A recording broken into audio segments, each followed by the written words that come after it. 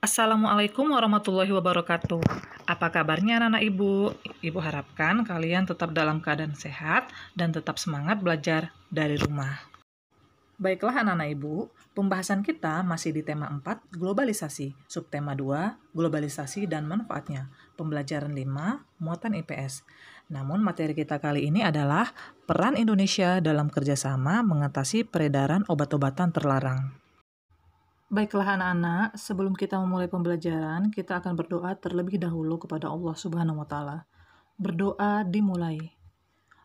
Bismillahirrahmanirrahim. Raditu billahi rabba wa bil islami dina wa bi Muhammadin nabiyya wa rasulah. Rabbi zidni ilman wa razuqni fahma.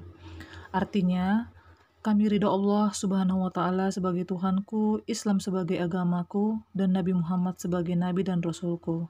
Ya Allah, tambahkanlah kepadaku ilmu dan berikanlah aku pengertian yang baik. Amin. Kompetensi dasar ranah pengetahuan untuk pembelajaran kita kali ini adalah KD 3.1, mengemukakan keragaman aspek keruangan dan konektivitas antar ruang, waktu, perubahan, dan keberlanjutan kehidupan manusia dalam aspek sosial, ekonomi, pendidikan, dan budaya dalam masyarakat Indonesia. Kompetensi dasar untuk ranah keterampilan adalah menyajikan hasil pengamatan terhadap keragaman aspek ruangan dan konektivitas antar ruang, waktu, perubahan, dan keberlanjutan kehidupan manusia dalam aspek sosial, ekonomi, pendidikan, dan budaya dalam masyarakat Indonesia dalam bentuk cerita, tulisan, atau media lainnya. Tujuan pembelajaran untuk materi kita kali ini adalah, setelah menyimak penjelasan dari guru, siswa memahami peran Indonesia dalam kerjasama mengatasi peredaran obat-obatan terlarang dengan benar. Yang kedua, setelah menyimak penjelasan dari guru, siswa dapat menyajikan informasi tentang peran Indonesia dalam kerjasama ASEAN dalam mengatasi kejahatan lintas negara dengan benar. Seperti yang kita ketahui, kekerabatan ASEAN itu terbentuk karena adanya kemiripan kebudayaan, kesamaan sumber daya alam, serta letaknya yang berdekatan.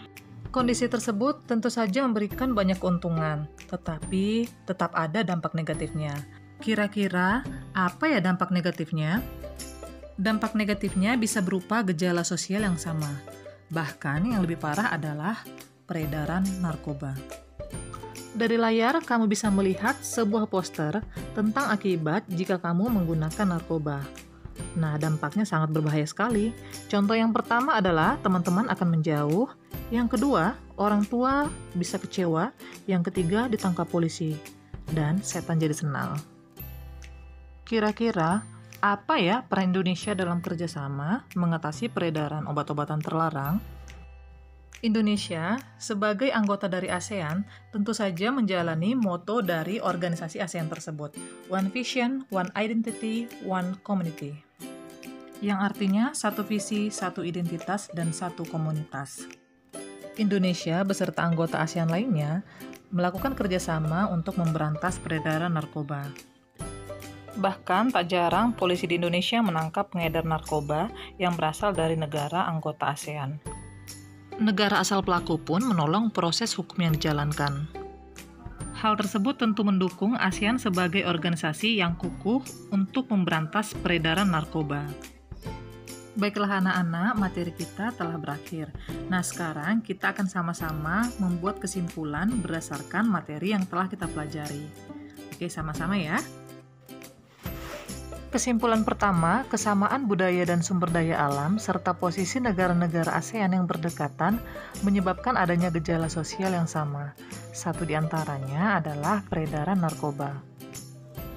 Kesimpulan kedua, peran Indonesia dalam memberantas narkoba di sekitar negara ASEAN adalah turut aktif secara hukum bersama anggota ASEAN lainnya memberantas narkoba.